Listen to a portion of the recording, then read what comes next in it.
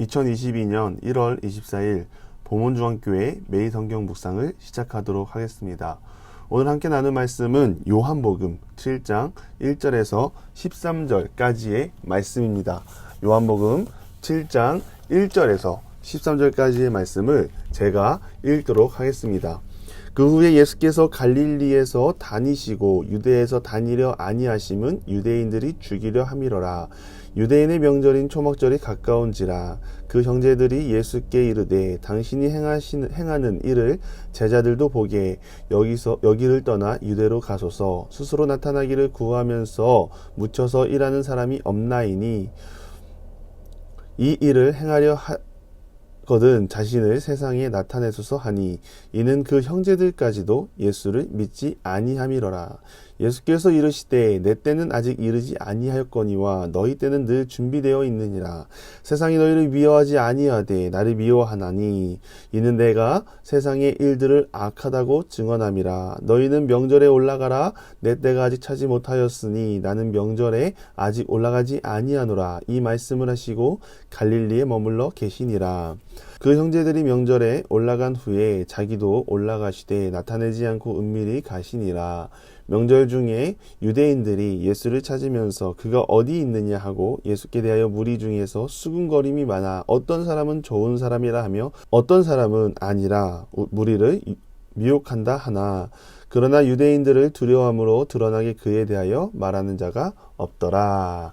아멘. 그 후에로 오늘 본문을 시작합니다. 먼저 6장의 말씀에 일이 있고 오늘 본문에는 약 6개월간의 공백이 있는 것입니다. 요한은 공간복음과 겹치는 부분을 과감하게 기록하지 않았습니다.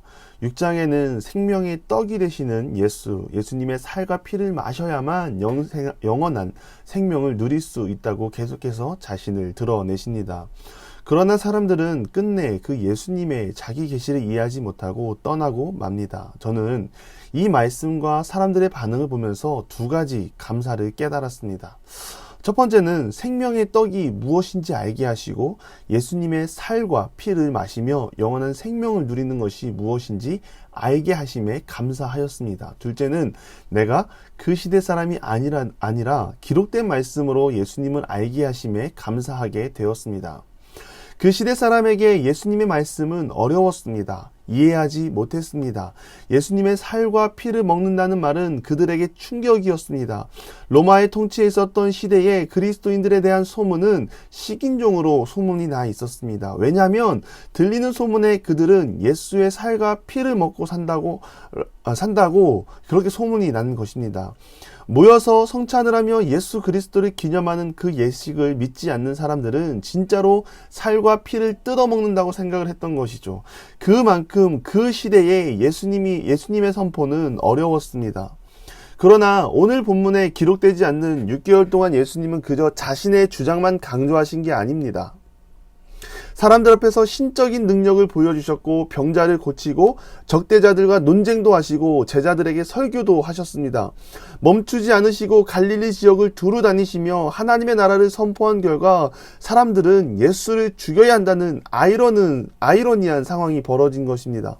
수많은 회복과 기적을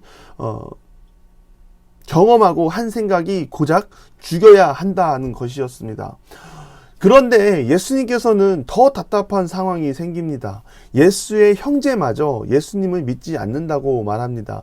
예수의 신적 능력을 보고 한 생각이 이제는 사람들에게 자신을 대놓고 드러내라고 말합니다. 같이 있는 형제들마저 예수님이 하시는 일을 제대로 보지 못한 것입니다. 그저 능력을 보고 사람들 앞에서 이용하려고만 했던 동생들의 모습은 기가 막힌 현실입니다. 하나님의 능력을 보고 깨닫는 것이 은혜입니다. 은혜는 받을 자격 없는 자에게 주어지는 하나님의 선물인데 은혜는 내 안에 깨달아질 때 은혜가 되는 것입니다. 분명 하나님이 은혜를 주셨는데 내게 주신 은혜가 너무 작습니다. 하나님 더 큰 것을 주십시오. 더 큰 응답이 필요합니다. 그런 모습으로 하나님 앞에 나아간다면 우리도 유대인과 예수의 형제들과 똑같은 것입니다. 이미 약속한 메시아는 우리 곁에 있고 그 약속된 메시아를 믿기만 하면 그걸로 충분합니다. 사망에서 생명으로 옮겨지는 것, 그걸로 충분합니다. 이 고백이 우리 모두의 고백이 되기를 바랍니다. 그 고백 위에 하나님께서 더 큰 것을 부어주시고 채워주실 줄 믿습니다. 이곳에 모인 우리 모두가 그 하나님을 만나는 기도의 자리가 되기를 원합니다. 예수님은 외로운 길을 가셨습니다. 사람들에게, 형제들에게, 그리고 제자들에게까지 외면당하시고 그 십자가의 길을 묵묵히 걸으셨습니다. 우리가 그리스도인으로 십자가를 지고 가는 삶이 그런 삶일 수 있습니다. 그러나 우리는 외롭더라도 걸어가야 합니다. 세상이 손가락질 한다고 해도 걸어가야 합니다. 그 길에 우리의 생명이 있고 영원히 거할 처소가 있기 때문입니다. 또한 하나님의 때를 나의 때에 맞추려고 하는 어리석음을 버려야 합니다. 하나님의 능력을 나의 기준에 맞추려고 하는 어리석음을 내려놓아야 합니다. 카이로스, 하나님이 정하신 때에 맞출 수 있도록 우리는 주어진 자리에서 하나님의 음성에 귀를 기울여야 합니다. 앞서갈 때가 있습니다. 우리가 세상의 질서 앞에서 앞서가는 것은 좋을 수 있습니다. 인정받고 속한 삶의 자리에서 앞서간다는 것은 좋은 것입니다. 그것을 통해 하나님의 나라에 쓰임받으면 더 좋은 거죠. 그러나 하나님을 앞서간다는 것은 교만이요, 하나님의 나라를 세워가는데 덕이 되지 못합니다. 오늘 예수님처럼 믿는 자들에게 필요한 덕목은 하나님의 뜻을 헤아리며 하나님의 뜻대로 행하는 그리스도인으로 바로 서야 합니다. 앞서가는 그리스도인이 아니라 기도하며 하나님과 동행할 수 있는 그리스도인이 되어야 합니다. 우리 모두가 되기를 바랍니다. 우리 모두의 삶의 고백이 예수 그리스도이기를 간절히 바랍니다. 코로나가 한참 심했을 때는 왠지 교회 다니는 것을 숨기고 싶고 위축되던 시절이 있었습니다. 그러나 문제는 교회가 그랬지 하면서 교회를 떠나고 예수님을 떠난 영혼들이 많다는 것입니다. 생명 대신 예수님을 알고 다시 사망의 길로 돌아섰다는 것은 대단한 결단이기도 하나 먼저 그 안에 참 믿음이 자리 잡고 있었는가 하는 질문을 해야 할 필요가 있습니다. 표적을 구하는 신앙으로 교회 가면 복을 받는다는 마음으로 신앙생활을 하다가 내 안에 정체가 시작되었을 때 마침 코로나 터지고 영적으로 무너지고 자연스럽게 예수님과 멀어진 것입니다. 우리 모두가 참 믿음을 회복하기를 간절히 축원합니다. 또한 참 믿음이 회복되었다면 믿음을 잃고 세상 속에서 방황하는 영혼들을 위해 기도하는 이 자리가 되기를 간절히 바랍니다.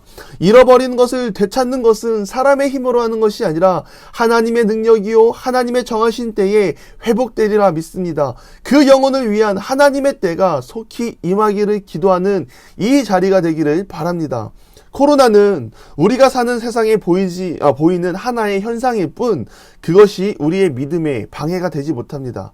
믿음은 십자가는 그런 상황을 뛰어넘습니다. 혹시 우리의 믿음이 흔들리고 영적으로 지쳐있다면 이 자리를 통하여 기도로 회복하는 자리가 되기를 바랍니다.